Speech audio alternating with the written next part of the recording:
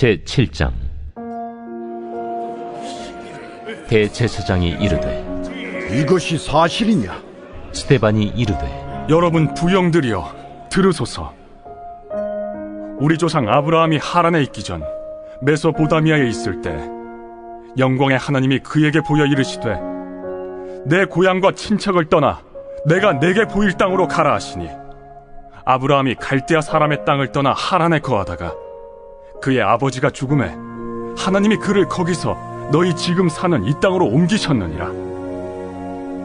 그러나 여기서 발붙일 만한 땅도 유업으로 주지 아니하시고 다만 이 땅을 아직 자식도 없는 그와 그의 후손에게 소유로 주신다고 약속하셨으며, 하나님이 또 이같이 말씀하시되 그 후손이 다른 땅에서 나그네가 되리니 그 땅 사람들이 종으로 삼아 400년 동안을 괴롭게 하리라 하시고, 또 이르시되 종 삼는 나라를 내가 심판하리니 그 후에 그들이 나와서 이곳에서 나를 섬기리라 하시고, 할례의 언약을 아브라함에게 주셨더니 그가 이삭을 낳아 여드레 만에 할례를 행하고, 이삭이 야곱을, 야곱이 우리 12조상을 낳으니라.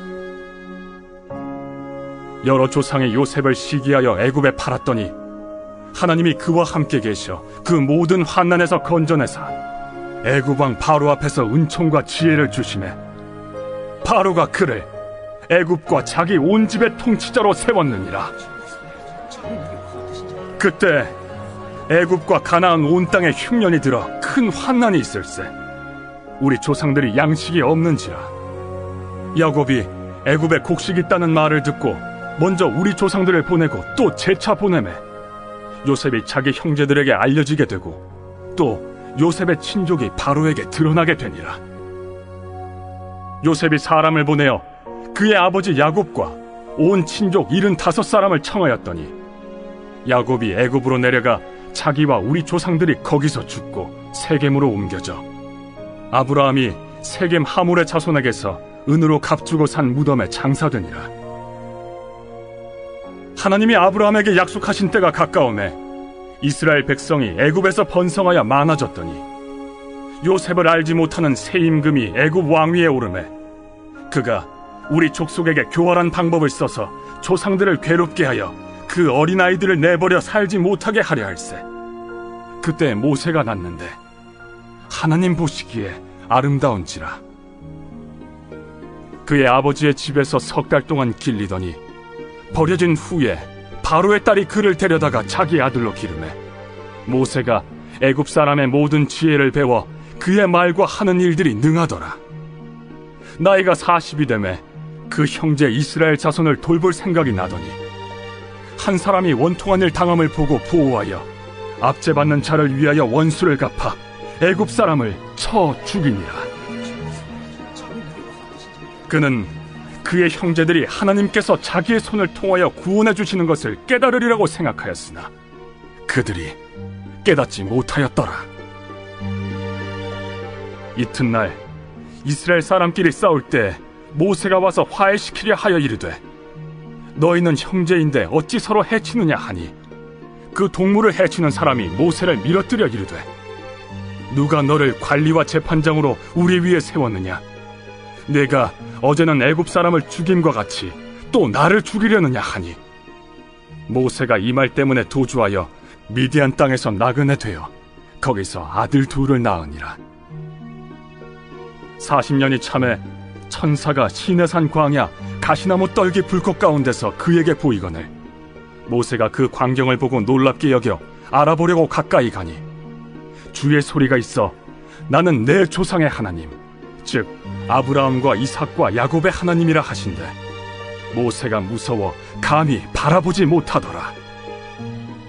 주께서 이르시되 내 발에 신을 벗으라. 내가 서 있는 곳은 거룩한 땅이니라. 내 백성이 애굽에서 괴로움 받음을 내가 확실히 보고 그 탄식하는 소리를 듣고 그들을 구원하려고 내려왔노니 이제 내가 너를 애굽으로 보내리라 하시니라. 그들의 말이 누가 너를 관리와 재판장으로 세웠느냐 하며 거절하던 그 모세를 하나님은 가시나무 떨기 가운데서 보이던 천사의 손으로 관리와 속량하는 자로서 보내셨으니 이 사람이 백성을 인도하여 나오게 하고 애굽과 홍해와 광야에서 40년간 기사와 표적을 행하였느니라. 이스라엘 자손에 대하여 하나님이 너희 형제 가운데서 나와 같은 선지자를 세우리라 하던 자가 곧 이 모세라. 시내 산에서 말하던 그 천사와 우리 조상들과 함께 광야 교회에 있었고 또 살아있는 말씀을 받아 우리에게 주던 자가 이 사람이라. 우리 조상들이 모세에게 복종하지 아니하고자 하여 거절하며 그 마음이 도리어 애굽으로 향하여 아론더러 이르되 우리를 인도할 신들을 우리를 위하여 만들라. 애굽 땅에서 우리를 인도하던 이 모세는 어떻게 되었는지 알지 못하노라 하고 그때 그들이 송아지를 만들어 그 우상 앞에 제사하며 자기 손으로 만든 것을 기뻐하더니 하나님이 외면하사 그들을 그 하늘의 군대 섬기는 일에 버려두셨으니 이는 선지자의 책에 기록된 바 이스라엘의 집이여 너희가 광야에서 40년간 희생과 제물을 내게 드린 일이 있었느냐. 몰록의 장막과 신 레판의 별을 받들었으며 이것은 너희가 절하고자 하여 만든 형상이로다. 내가 너희를 바벨론 밖으로 옮기리라 함과 같으니라. 광야에서 우리 조상들에게 증거의 장막이 있었으니 이것은 모세에게 말씀하신 이가 명하사 그가 본 그 양식대로 만들게 하신 것이라. 우리 조상들이 그것을 받아 하나님이 그들 앞에서 쫓아내신 이방인의 땅을 점령할 때 여호수아와 함께 가지고 들어가서 다윗 때까지 이르니라.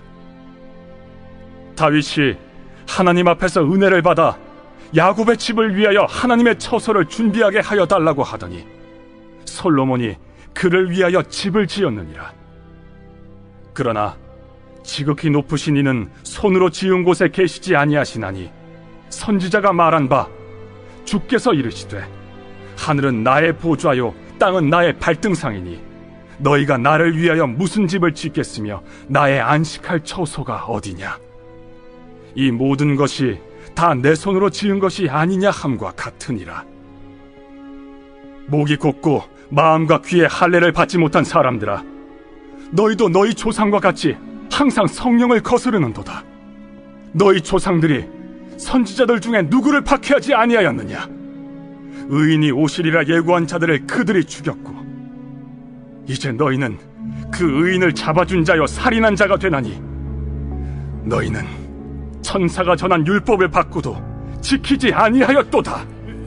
그들이 이 말을 듣고 마음에 찔려 그를 향하여 이를 갈거늘 스데반이 성령 충만하여 하늘을 우러러 주목하여 하나님의 영광과 및 예수께서 하나님 우편에 서신 것을 보고 말하되 보라, 하늘이 열리고 인자가 하나님 우편에 서신 것을 보노라. 그들이 큰 소리를 지르며 귀를 막고 일제히 그에게 달려들어 성 밖으로 내치고 돌로 칠세. 증인들이 옷을 벗어 사울이라 하는 청년의 발 앞에 두니라.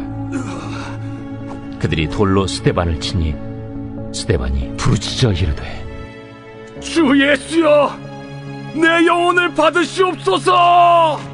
무릎을 꿇고 크게 불러 이르되 주여, 이 죄를 그들에게 돌리지 마옵소서. 이 말을 하고 자니라.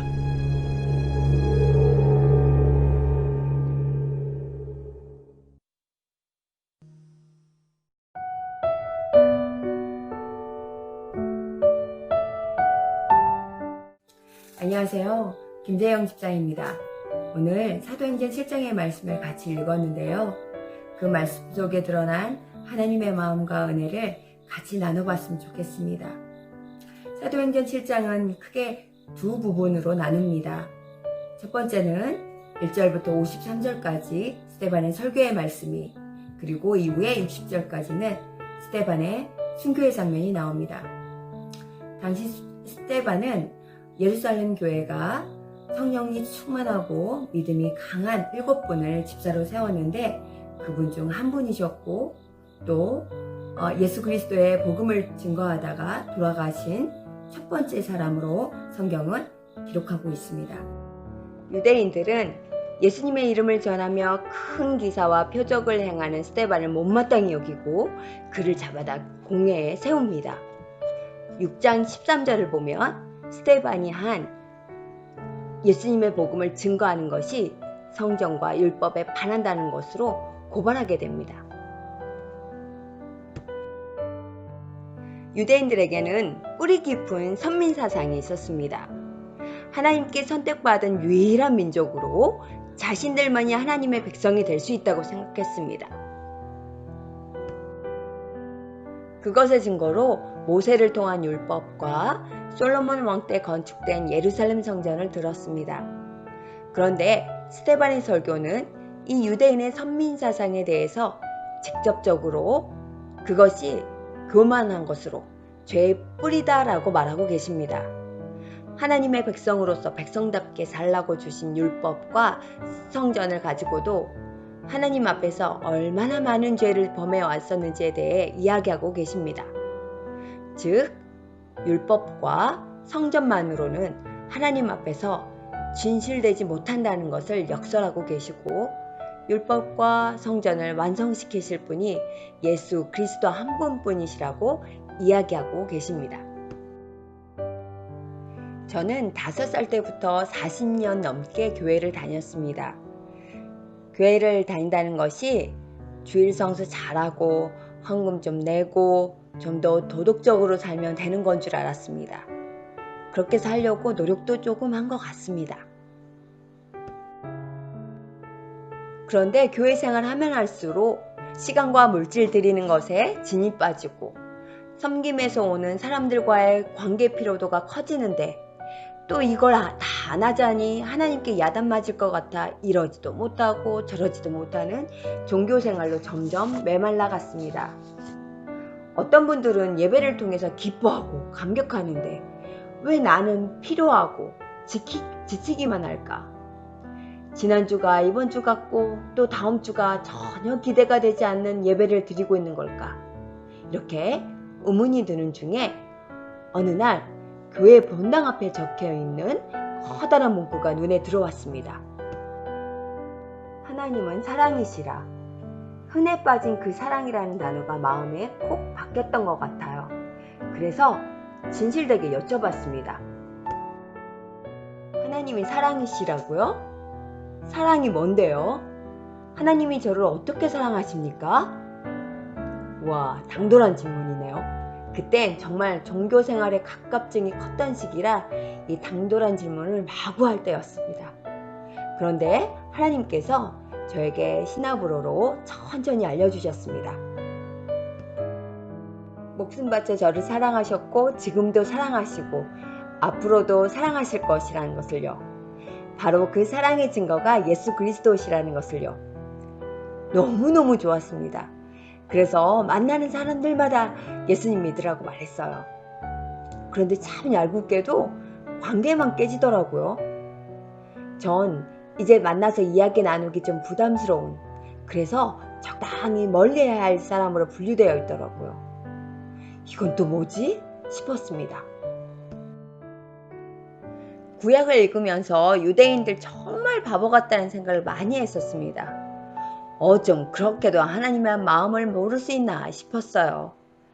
하나님은 그 백성을 정말 사랑하시고 다른 민족들에게 하나님 나라 백성으로서 사는 본을 보이며 섬김으로 다른 나라와 민족이 하나님 앞에 나올 수 있는 통로 역할의 사명을 줬는데 그들은 되려 선민사상으로 교만해져서 다른 민족들이 하나님 앞에 나오는 것을 방해하고 결국 그들 자신도 심판이나 받고 아이고 참 어리석다 이런 생각이었습니다.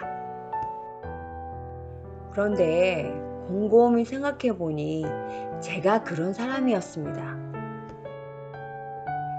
예수님 믿고 나서 너무 좋은 것까진 맞는데 그 이후의 생활은 또 제 멋대로 살고 있었습니다. 난 구원받았는데 믿지 않는 당신들은 구원 못 받아서 참 안됐다. 그렇게 살다가는 벌이나 받지. 자업자득이지 뭐. 나만큼 섬기지도 않으면서 감나라 배나라 하는 건 진짜 별로 아니냐? 난 예수님 많이 전해서 상이나 받아야겠다. 이런 마음이요. 선민사상 율법주의가 제 안에 깊이 자리 잡고 있었습니다.